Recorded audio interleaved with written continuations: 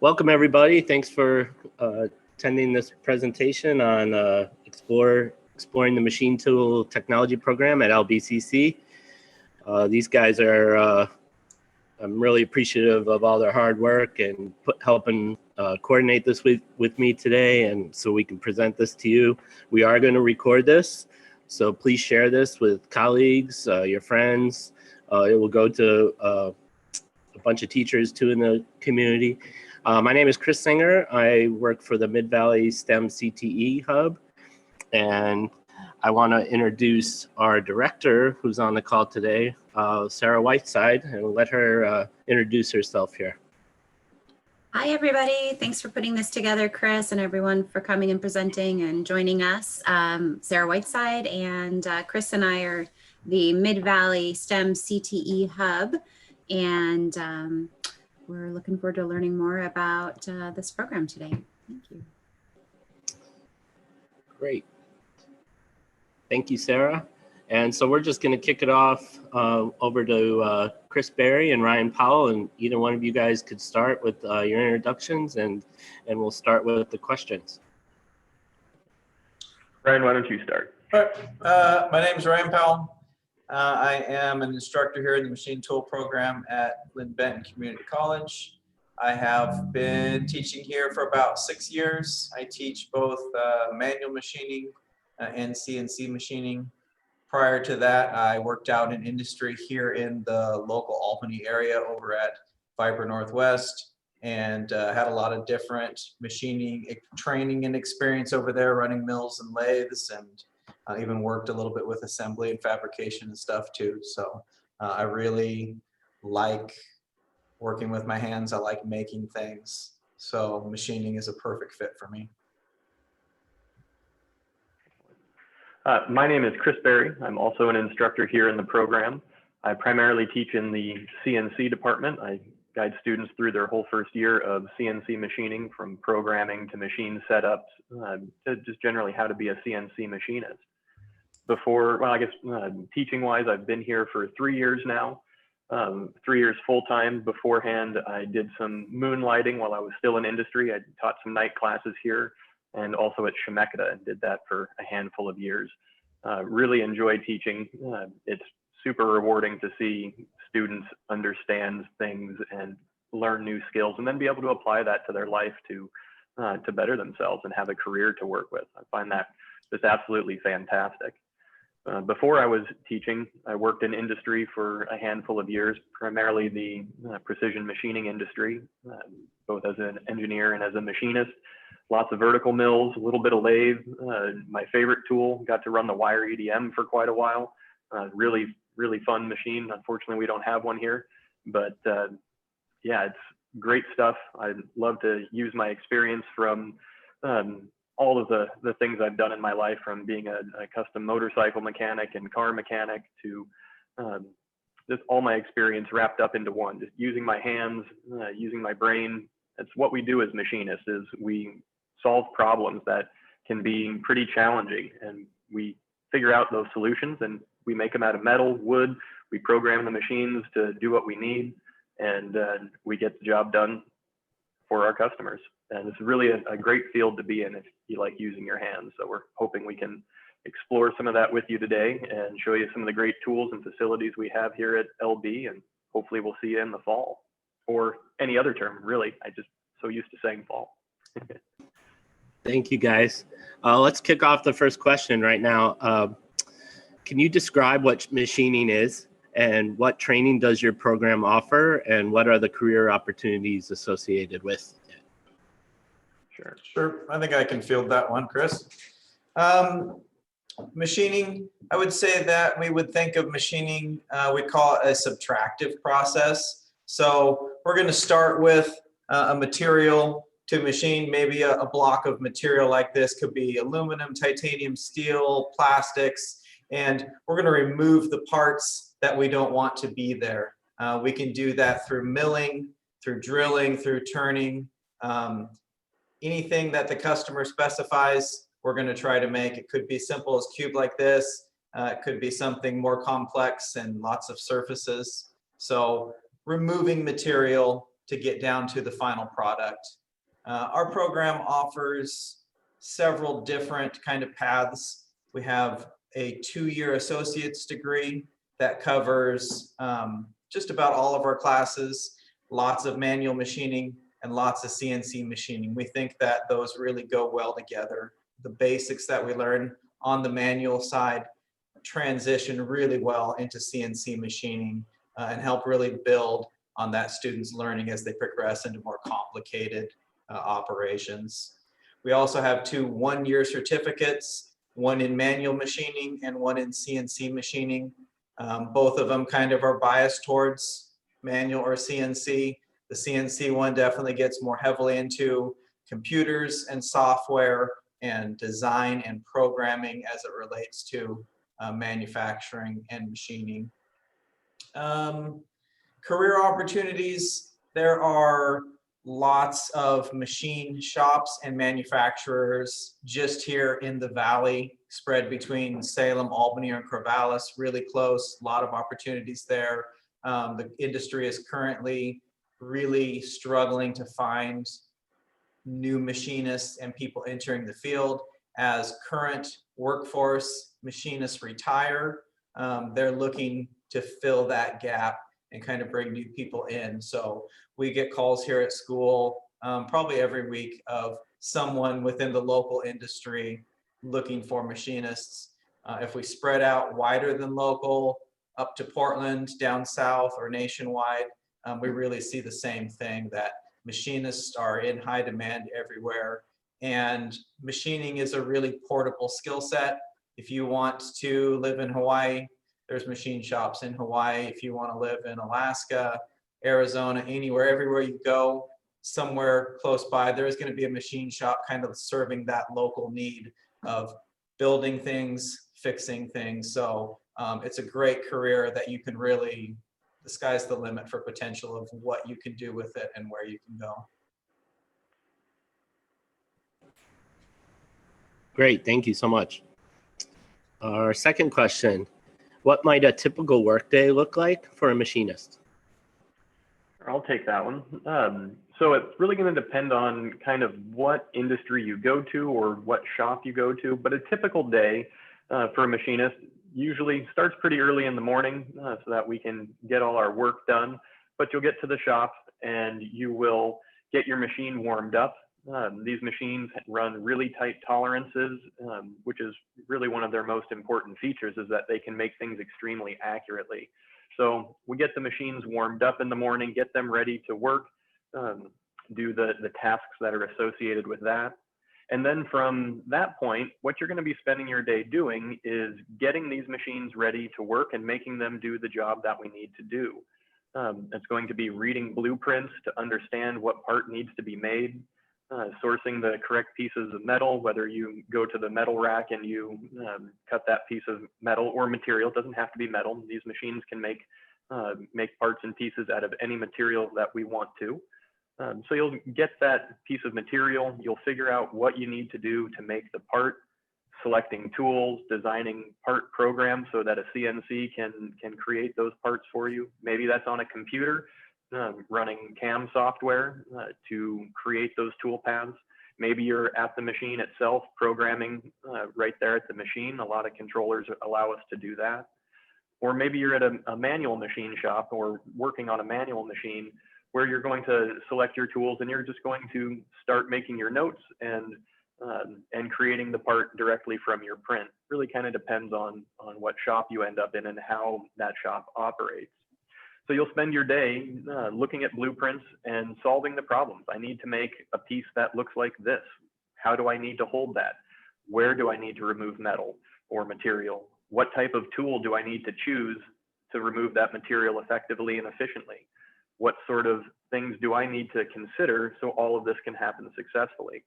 So this job is a lot of thinking. We really do a lot of problem solving, not gigantic problems like world hunger, but little problems of how do I fix this situation so that I can be successful? And it takes somebody who has a lot of creative thinking abilities and somebody who has good linear thinking abilities, organization and thinking through problems and working with their hands. So not just using your brain, but of course, all of those thoughts then have to be translated through our hands into making things. And there's lots of different levels of this career.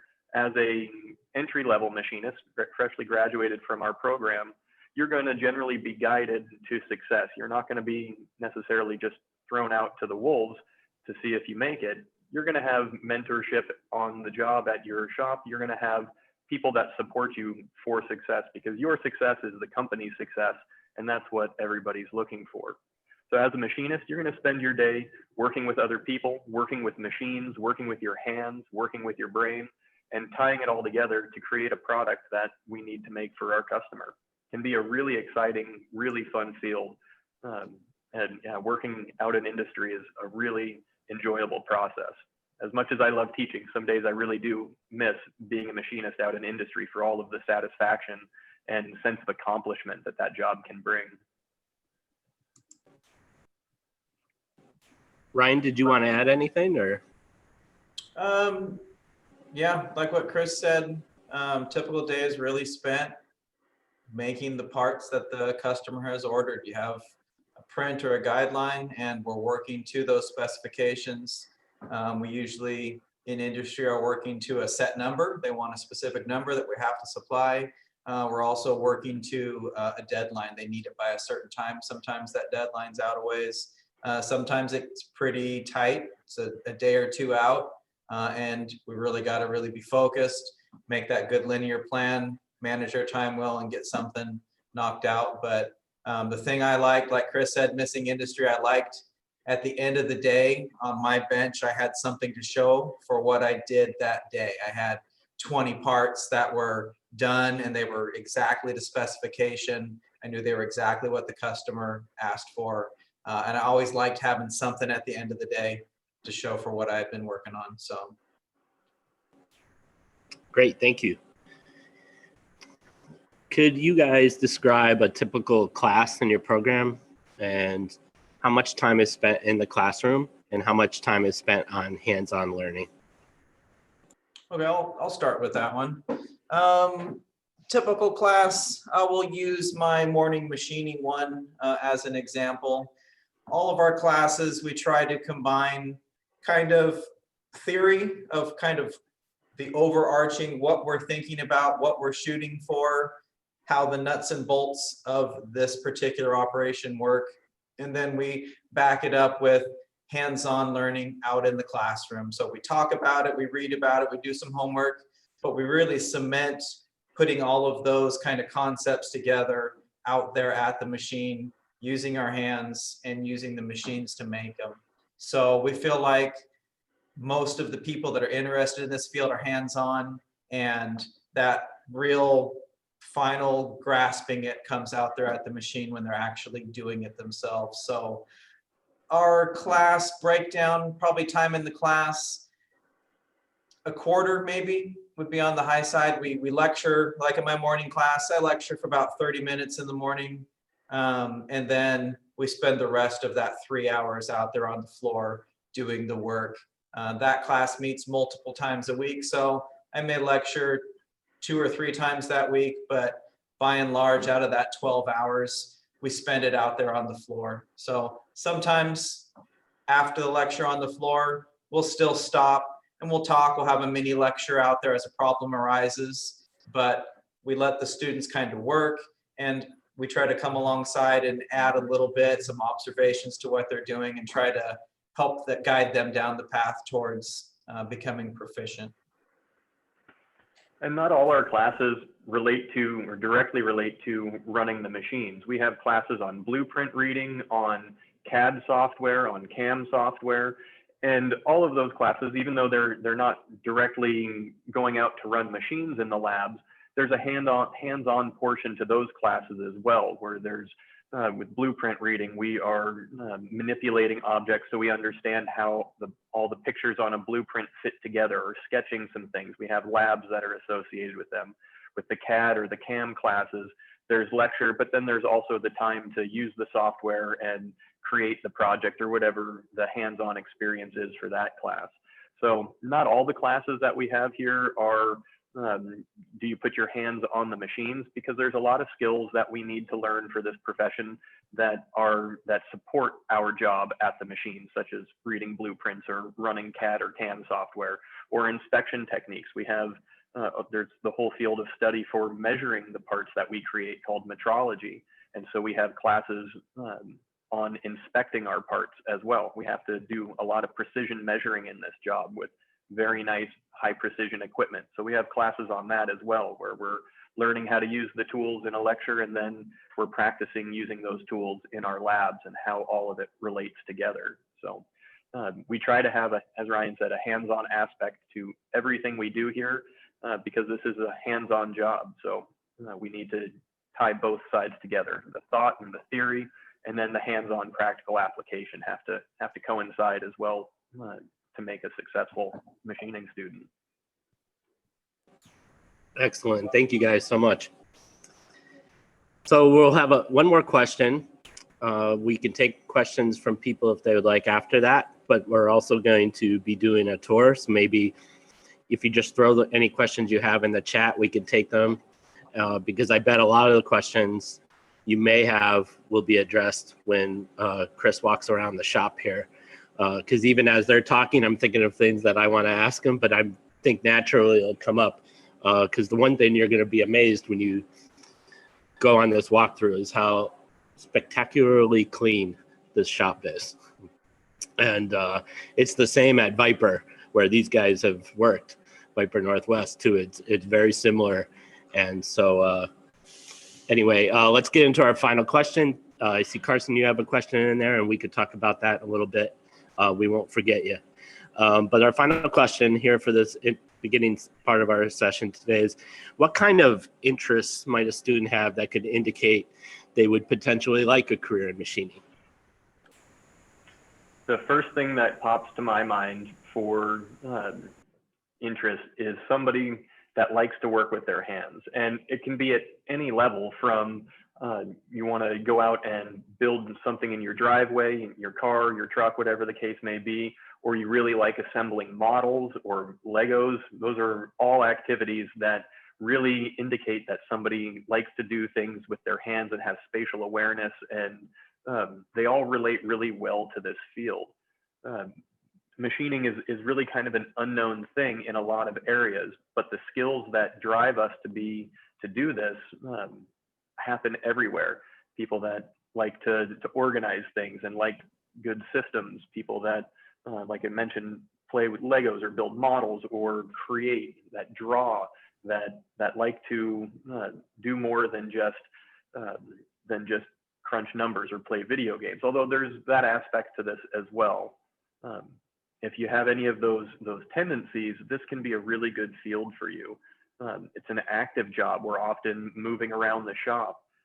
We stand at our machine and make things a good portion of the day, but it's not necessarily inactive time. There's a lot of things to do. And so somebody who is wanting to be moving around and someone who wants to be doing something all day, or doesn't have the ability to not do something all day, sometimes is the case as well, tend to be really good machinists, or have the ability to learn machining as a trade if it is what they choose to do. Ryan, you looked like you wanted to jump in on that as well. I agree with what Chris was saying. I think about interests, and when I was when we were looking for hiring for machinists, I always tended to look for on resumes people that had hobbies that were, like Chris said, working with their hands. You like working on bicycles, you like working on cars, you like working with mechanical stuff, because that's really what we're doing all day long. Taking things apart as a hobby and putting it back together, you kind of start to understand how it works. As you're working in the shop, if you have some troubleshooting to do, why is my machine maybe not doing exactly what I want? Those kind of understanding how things work hobbies help transition into machining and work really well for us. So other things or characteristics, people that are high attention to detail. They like to do things and have them be just so. In our industry, we're manufacturing things that need to be as close to asked for, close to the print, less than the thickness of a sheet of paper. So close enough really doesn't come out very often in our industry. It is just exactly the way that it needs to be.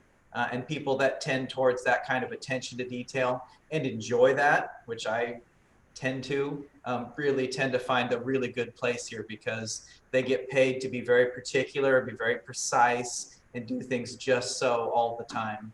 So yeah, working with your hands, attention to detail, all are excellent feeders towards an industry like this.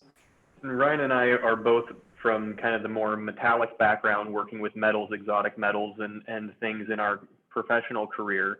And so that biases some of our responses. Woodworking more and more is CNC based as well. Routers, multi-axis machines that do all the carvings that somebody has created. They'll either be recreated with a tracing type machine, or completely done digitally and then created for the first time in a piece of wood. So almost no matter what your interest is, there is a place for machining to fall into that, or these skills to fall into that. If you like making things, there's room for that. There's machinists that work in pretty much every service industry that fixes things. If you like building cars and building engines, high performance engines, of course, all require a lot of machining to go together correctly. So this plays into a lot of different career paths, not just say the high-tech aerospace industry that a lot of people think of when they think of machining. It plays into door and cabinet making. It plays into all sorts of beautiful things can be done with these machines. And it's becoming more and more prevalent to find these machines in places where they weren't before, because as technology does, the cost comes down over time, and these pieces of equipment are becoming very reliable and much more common in places where they weren't before. And so companies are finding themselves with the ability to now afford this equipment. Now they need somebody who knows how to run the equipment to go with the machine. So there's a lot of opportunity outside of just being a metal machinist in a high precision industry. There's woodworking, there's form making, there's all sorts of different industries. A friend of mine, to get to a specific example, was a construction worker for a lot of years and ended up back at their construction shop making, using a giant plasma table to cut out the forms for their concrete molds. He re-educated himself and went from a construction worker, a laborer, to a high-skilled CNC operator. And he still works for the same company, still works in the same field, but now he runs their equipment to make the molds for the pieces of concrete that they later install. So it ties into every industry out there at some level. It doesn't have to just be precision machining in an aerospace shop in a clean room environment. Those things exist and they're fantastic to tour and to look at, but this really does transcend industry to anything that is being made these days. At some places is being done with CNC equipment or manual machining equipment, and it's an extremely useful task, an extremely useful skill set, to have and to understand. Thank you guys so much for that, and brings to mind a print shop here in Albany. Extreme Graphics has a CNC for their vinyl signs. Exactly. And they recently got one. Probably a year and a half ago, they got that. I remember taking a tour there and seeing that. So let's dive into a few questions here before we start our tour. Carson was with us a little bit early and talked about his how much he loves hands-on classes. So this is more of a generic LB question. And there are some LB staff on here. If they want to pipe in and help Chris and Ryan, that's okay. But his question was, how many hands-on classes are there at LBCC? I think the answer is a lot. I certainly don't know a specific number, but all of the CNC class or courses, programs in the CTE department here, diesel, auto, welding, machine tool, what's the other ones? Boy, they're going to be mad at me now. Non-destructive testing, mechatronics. Yeah, all of these trade schools, these hands-on programs, they all have a lot of opportunity for a person to use their brain and their hands in different directions. We're all in different fields. But if you're a hands-on person and maybe you don't know what direction you want to go with that, I believe there's some opportunity to explore these different career paths and these different programs before you make a full commitment to jumping right into one or the other. I'm not sure if that answers the question, but maybe it poses more questions. Carson, look in the chat here in a minute. I'm going to have a link for you to take a look at with some of the other presentations we've done this month that you can check out, and we'll be adding more. I'll put that in here in a second, but I want to get to the next question really quickly. This is from Sarah. There is a traditional gender gap in machining and the trades and manufacturing as a whole. What could be done to help close that gap and make the field more inclusive? I'll take a stab at that one. That's a pretty big question. But yes, there definitely is a gender gap in manufacturing as a whole. I think not starting with marketing, so to speak, trades and trade schools to everyone, not just male students and not just students that we think, well, you don't like math and English, so maybe you shouldn't go to a 4-year, maybe we send you towards trades, which has been what we've done in the past. Present it to everyone, male and female, as this is a great career path that can take you to your destination, to a career, to advancement. I think as we start marketing it to more people, males and females, we start to bring those females into the workforce and they start to go out and we start to kind of push this gap and shrink it from the ground up. That will be what I think is probably a start to start closing that, is start bringing more females in. We do the Women in Manufacturing tours, continue to do more of those things and try to spark interest in all of our middle school and high school students, male and female alike. And I would say that once a lady has graduated through the program or makes it into the industry, they're generally very well accepted. I've worked with a lot of female machinists over my years and women in manufacturing in my career path, and they gain the same respect that their peers do. Maybe that was just in the specific examples that I was exposed to, but in my view, I have not seen a whole lot of efforts to remove women from the workforce once they're there. Once the initial intimidation factor of it not being a female trade, I think once that's overcome, women are generally very successful as being machinists. In general, not to overgeneralize, but women often have a much better attention to detail than us guys do. And I've seen that really help women excel in this field. A couple very good machinists that I know and am friends with are female, and they don't have really any barriers just because they're female now that they're in the career, as far as they've told me. Now, again, that's very specific and anecdotal, but I think once more women get involved in this, they'll find that this really is a good place to work. It's not these machine shops that are around. They're much more modern facilities than I think a lot of us think of. The first image that comes to mind a lot of times are either one or the other, the super clean aerospace shop that everybody's running around in clean room suits, or the World War II era black and white photos of people running gigantic equipment that's dirty and dark and scary. There is middle ground between those two things. And most shops these days are actually leaning towards the high precision, clean environment because it's a safer environment for everybody. And there's a lot of opportunity there for people of every gender to be successful in those fields. So yes, there is a gap, but I really think that we are making efforts at closing that gap, and the opportunity is there for anybody who wants to join the field. Great job, you guys. Thank you so much. One last question before we start, Tor, and this is an excellent question from Joyce and pertains to your program.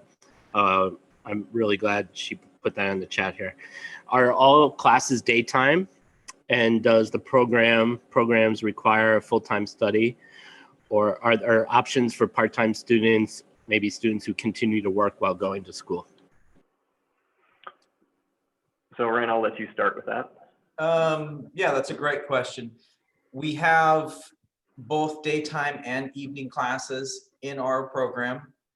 Our CNC machinist certificate specifically has classes that are all offered in the evening from 6 o'clock till like 9 o'clock. And that is a really great way for people who are working or even people who are in industry to come and get some more CNC training, get some education, and kind of build from where they're at. So that's a great option that a lot of people who are in industry have used to maybe move from running manual machines to learning and running CNC machines. Part-time, we're pretty flexible. We can move classes as far as when they take classes around for students to only go part-time. Sometimes we have students who can only do a partial couple credits this term, but then next term they are able to do a full load of credits. And we work with everybody to try to get them to where they need to be. Sometimes it takes a little longer if you're doing it part-time, but we still can make accommodations to keep students moving and going forward.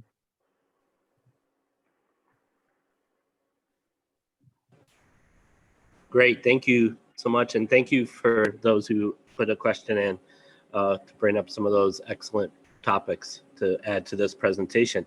So I think we're ready for the tour now. All right.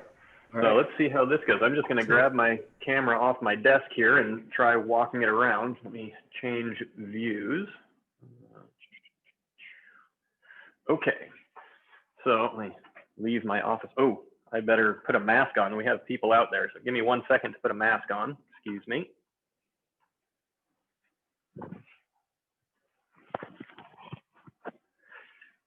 Okay. Leave my office. So we have our office complex here. Let me start out in the lobby and I'll look back in.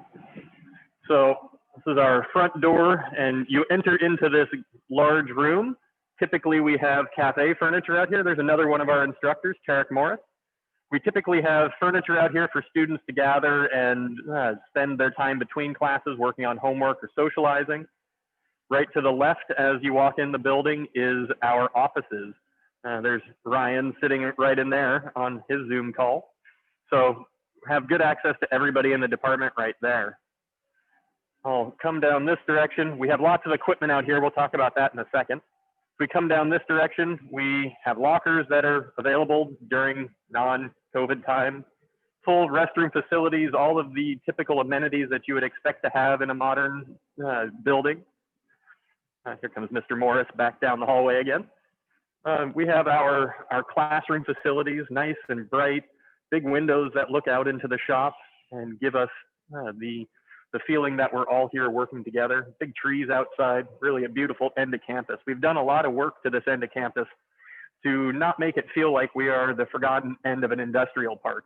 We are really updating everything to make sure that we get the same experience as every other degree seeking student does here, or even non-degree seeking, that every student here has a wonderful experience in our great facilities.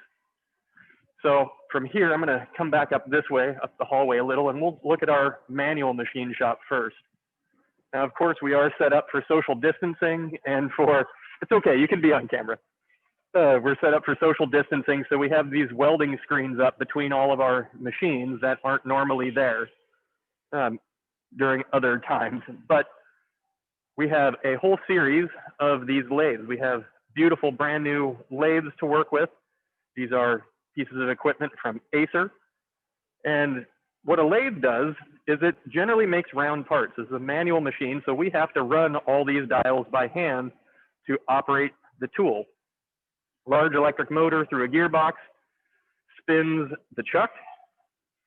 The chuck holds the part, spins it around, and we have a tool that is generally fixed on here for removing material.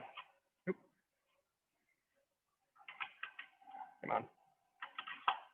Something of that nature. We would take this fixed tool and spin it against, or run it against some spinning material, changing the diameter by moving it in or out, changing the length by moving it this direction.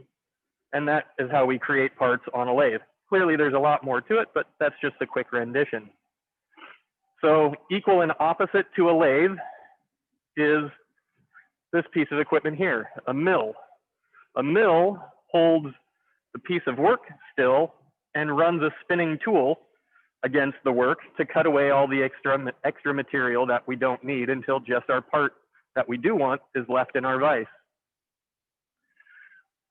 This is a fairly typical demo setup for us. We've got our camera pointed and a big screen TV. There's a lot of small details and a lot of things that happen to make one of these pieces of equipment work. So while we are instructing our students on how to get set up and how to do their job that we need them to do, we generally zoom in on things, like you can see there on the big screen, so that everybody has good opportunity to see what's happening while we're doing our demos and providing our instruction. And again, we have, let's see if I can get high here, we have a whole lot of these manual mills so that we can accommodate a lot of students at once and get everybody the skills and experiences that they need. We have a whole lot of hand tools set up. Tarek is, Mr. Morris, excuse me, is getting set up for a class. So he's got all of his tools and equipment laid out and getting ready to go. Over this direction, we have a pair of surface grinders.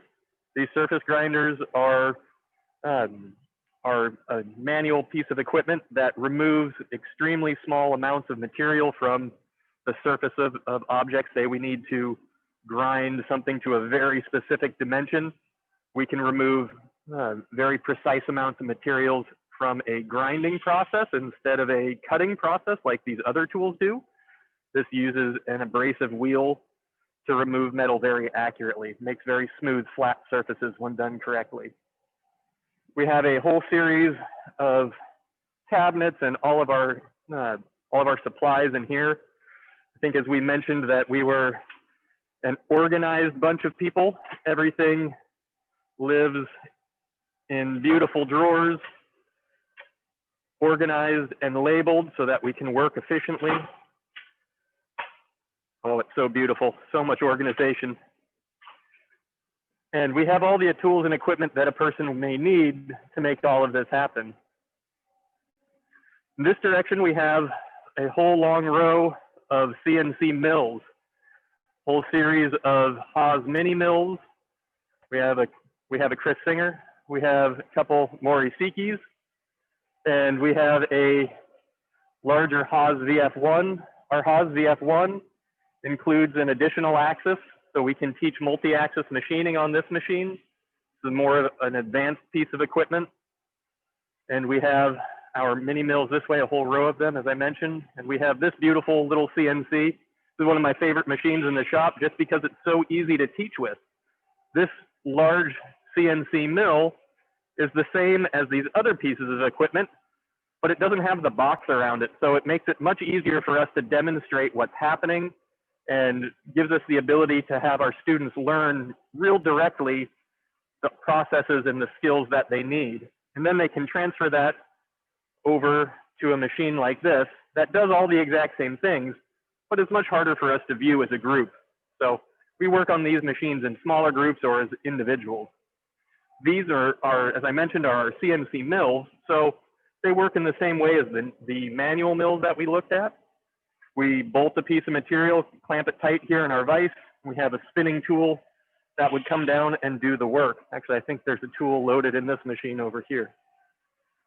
So yeah, this one here, we've got a cutting tool loaded in here, a 1/2-inch end mill. And that tool will come down and work its way around the part and do whatever it needs to do. And when it's done with that tool, it will put itself away in the tool changer and grab the next tool. This is actually an edge finder, part of a setup device, but this machine and most machines have automatic tool changers, so we can have long, extensive programs that run all by themselves. And as a machinist, we just have to verify that we've done everything correctly and the machine has done everything correctly. And then verify all of that, get it all working right. And let me wake up the controller here. We have this computer interface, and we teach everybody how to run pieces of equipment like this, how to program things and make this tool make money for us or make money for our shop so our job will pay us to do the work that we do. So those are our CNC mills.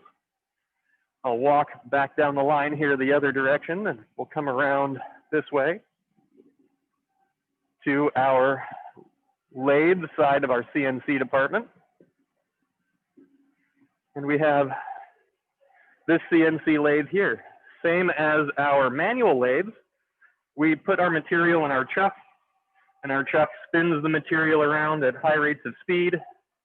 And we have a whole series of tools here that, again, can index and change themselves for high production rates, so we don't have to stop and change tools manually like you saw me do on that manual machine. This turret indexes around and can choose any one of these tools that we program it to choose. It runs down and it runs those tools against the part, either the end of the part or the diameter of the part, whatever it needs to do to make the part that we design or that our customer designed. And we have a control panel interface on this machine as well. On down this way, we have our real hot rod. This is our multi-axis lathe, same as our other tool, but if you notice, it has not one, but two spindles. And this turret has tools that can be fixed and run against this spindle, or this tool here is pointing the other direction, can run against this spindle. These two spindles can come together and pass parts off from one side to the other, so you can work on both sides of a part. And this machine also has tools that are what we call live tools. So this tool up here spins all by itself. It has its own motor that can spin those tools, so we can make this machine work like a mill as well as a lathe. Really incredible tool. Very advanced piece of equipment. This piece of equipment is exactly what you would find out in industry in a lot of cases at real high-end shops. And we offer instruction on how to run a piece of equipment like this as well, how to run it successfully. Really nice piece of equipment here. Really happy to have it. Now, as I mentioned, we do more than just teach machining and how to run machines. This is our computer lab where Chris is set up to run this meeting. And we have a whole series of computers that we will use to train you on CAD programs such as SolidWorks, how to manipulate solid models and pull information from that software that we would need to be a machinist successfully. And also CAM software, which is, CAD software is computer-aided design. CAM software is computer-aided manufacturing. That's where we take those solid models and we write tool path, or we use the software to write the tool path that tells the machine where to go and what to do when it gets there. We can write that by hand, or for complicated programs, we write that with that CAM software. We have a series of simulators. Now these are controllers, just like we saw on the Haas machines, that are separate from a machine so that we can get practice and experience using the controller, manipulating the different programs, and writing code right here without having the giant robot attached to it. And that is an excellent way to learn how all of this works without having some of that risk factor of the big robot being bolted to it, executing the commands. This is the last room that I'll show you, or that we have to show, I should say. And this is our Metrology Lab. And now metrology is the study of measuring objects, of measurement. And we have a whole series of tools and equipment in here, highly precise pieces of equipment. Let me see if these are unlocked. Oh, the drawers are locked. I didn't set myself up for success today.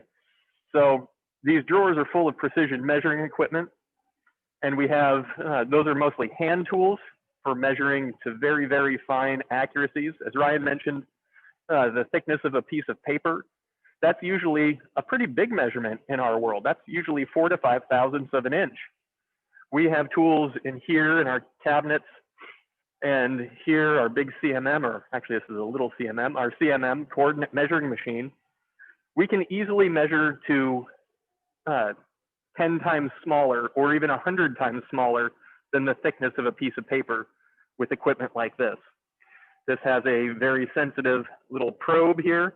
That probe comes down and touches different portions and registers where those locations are. And this whole machine can create a coordinate system and recreate the part, let us know what's happening with the part inaccuracies that our human eye cannot see. We need tools to show us how accurate, how small these measurements are, how small the discrepancies are. And we also have this, this optical comparator, which does a very similar job to our CMM, except this does it with an optical readout. You blow an object up maybe 100 times, and then we can look very closely at it and put a scale to that and see how we're doing.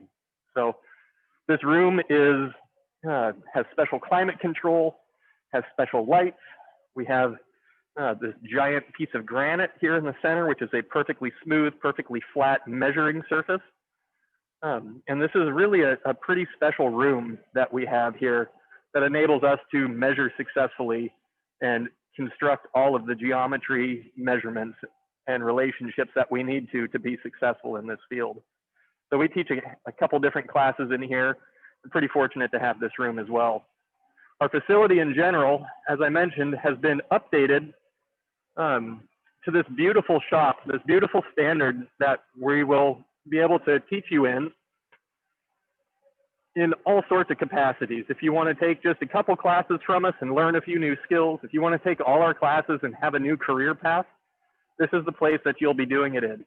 This beautiful environment with, as Chris mentioned, perfectly clean floors, brand new equipment, state-of-the-art technology, a wonderful support staff, and a handful of instructors that are really here for you to make sure that you're successful in your new career. Now, I can't see chat, but feel free to ask any questions that you might have, and I'd love to answer them.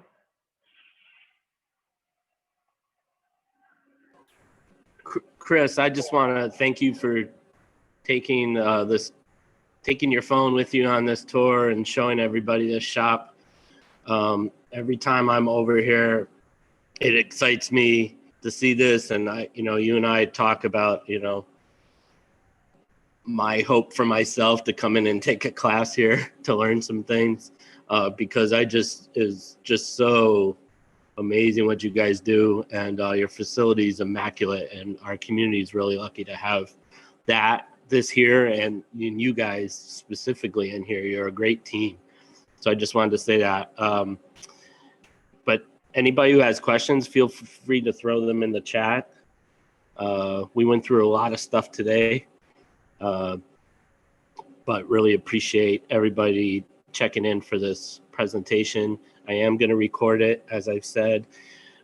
We are getting it out to teachers everywhere, and while we don't have a ton of students here, Carson, I want to give you a shout out for taking the time to check this out today.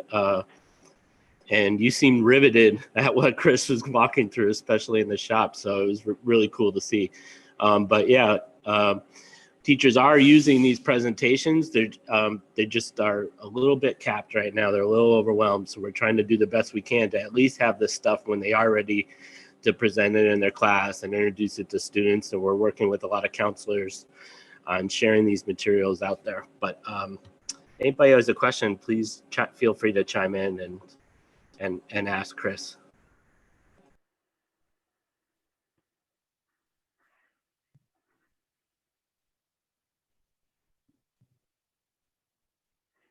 Yeah, Carson just posted that has him interested in coming over to LB and seeing what else is here. And a lot of the classes, Carson, are set up in the same way. A lot of the programs, the hands-on CTE programs here. So if you were to go into mechatronics, there would probably be an elective or something where you could come over to machining, or definitely, Chris, and you could confirm or add, but you definitely get some welding students in here, correct? Absolutely. And some of the other yeah. We have some courses that are designed for non-majors that allow you to dabble in machining, if you will, that teach you some basic skills so that in whatever your other career choice is, say you're a welder, you might run into a situation where you need to use a machine to a manual mill or a manual lathe to prep your parts for weld or to remove some extra material, whatever the case may be. They go hand in hand. So we teach courses specifically for non-machining students, for non-major students. We also have some classes that a lot of students take from other programs. I have a lot of mechatronics students in my CNC mill class, because mechatronics students learn all about how to fix and maintain and how all of the systems work to create these machines and create other machines, but they don't often get a lot of chance to run the pieces of equipment that they work on. So they take my CNC mill class either in the afternoon or at night from, as we had talked about, in the evening from 6 to 9 p.m. And they pick up the skills on how to program these machines, how to speak the language that these machines are speaking, because industrial equipment actually all speaks the same language. It's called G&M code, and we can teach you how to write that and read that. It's real important language. And so getting the experience running the equipment, learning how to talk to the equipment, learning how all the process works really goes well with other fields. NDT students, non-destructive testing students, end up in our classes quite a bit as well. So almost no matter what field you pick here at LB, you have the opportunity to take classes with us. Or even if you are staff here, you can take classes with us, Chris. So just come on down. I'd be happy to teach anybody anything that they want to know, as long as it's machining related. That's really all I know. Thank you, Chris. And Carson, I know from as many tours as I've helped bring over to LBCC, this department in general. Last year, I helped a lot. I helped a lot of the staff that was doing the tours for students over here, because their own people giving the tours didn't know as much. So I, was able to share what I've learned. But also over at automotive, I'm pretty sure automotive and the heavy diesel, they always are really interested to taking the machine classes, because sometimes they need to fix tools that are broken even, or create a new tool to help with a part and things. I mean, the one thing I've learned from listening and talking with Chris so much is that if you have any of that desire to create and build things and invent things, this is such a great program and class to take. And Chris has made games, and I was hoping he would show it. So yeah, this is a maze that we run around, use our tools to try to drive, kind of like a big Etch-a-Sketch, but we try to drive our tools all the way through here manually. And it's electrified, so if you hit the sides, it lights up a little red light, kind of like that old game Operation was our theme for this game. So we have all sorts of fun in here, and this is a great little trainer that we use to help people learn how to run the handles on a piece of equipment to make the tool where you want it go, where you want it to go. A lot of good stuff to be done in here. Quick question for you guys. What is an average salary range for a career in machining? Yeah, let's see. Ryan usually fields questions like this, so I'll let him answer this one. Real general, of course. Probably starting out, we usually do dollars per hour because we're usually paid hourly. So starting out, probably start somewhere about $18 an hour, up to maybe 20, like right out of school. After that, machinist that's been on the job for probably, we'll say 5 years, probably gets up into the mid 20s, mid 20s per hour, so 25 per hour. From there, if you kind of, depending where your path takes you, if you specialize, then the rates change. If you go more heavily into like the CNC programming, then that's a little more specialized segment. Wages tend to go up a little more towards high 20s into the 30s. If you end up going to supervising or other things, then wages go up there as well. So mid 20s is probably the average for someone who's been in for 3 to 5 years. Great, thank you. And I should mention that generally comes with benefits packages as well, not just an hourly wage. These are most shops, they understand the value and all of that, and so you get your hourly wage plus real benefits that you need to survive in the world that we have today. Retirement, healthcare, that sort of thing is very, very common in this industry. And also a lot of machinists work for a machining union. There's not quite as prevalent here in Albany itself, but if you go up to Portland or Seattle area where they do a lot of work with some of the large aircraft manufacturers, it's very much a unionized area. And so, unions can absolutely do great things for their workers. So that is always a thing, is also in this field. Great question, Sarah. Thanks for asking that. We have another question here in the chat. Do you have many Latinx students in these programs? Mm-hmm. We do. We have a very a good mix of students. I don't know what the correct term is. We have a wide demographic of students that represents a pretty good spectrum as far as I can see. We even have a student in class this term that is paraplegic, and we're able to make some accommodations for that student to be successful in this program as well. So we do what we can. Again, we should not feel that there's a barrier to entry to get into our program. Once we have the skills and are out in industry, everybody seems to work shoulder to shoulder, side by side, in a good environment, as cooperative as they can.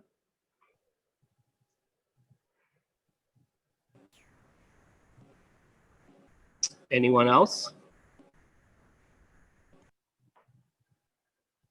Well, this has been an incredible presentation. Thank you, Ryan. Thank you, Chris. For anyone watching this after the fact that isn't live right now, I want to give another plug to their program. Tell you where you can find out more information. Go onto the LBC website, lynnbenton.edu, and you could learn a lot about their program. Their website was recently redone over the last 6-8 months, maybe a year. I forget exactly when, and they've updated all those pages and information. There's a lot more information on there that used to be, and some good photos and such. You could also feel free to contact me to help put you in touch. If you'd like to have these guys come to do a presentation, you could always show your students this presentation, but we're going to be doing some more working together over here to do some more little fun videos highlighting projects that are being done on machines. And social media is so huge, obviously, and these guys are really doing some good stuff on Instagram. You can check them out. Chris, do you want to shout out what your... Yeah, our Instagram is at LBCC Machine Shop. Oh, excuse me. Boy, I messed that up. There's my opportunity for a plug, and I totally messed it up. It's at LBCC Machine Tool. Ryan, would you type our, I don't have access to a keyboard since I'm on my phone. If you would type that into the chat, that would be fantastic. And also our general email address. We have a shop email that you can email the whole group of us to ask questions, and one of us will respond back to you. And yeah, so that's a good way to contact us as well. I'm going to add this all onto our website too, midvalleystem.org.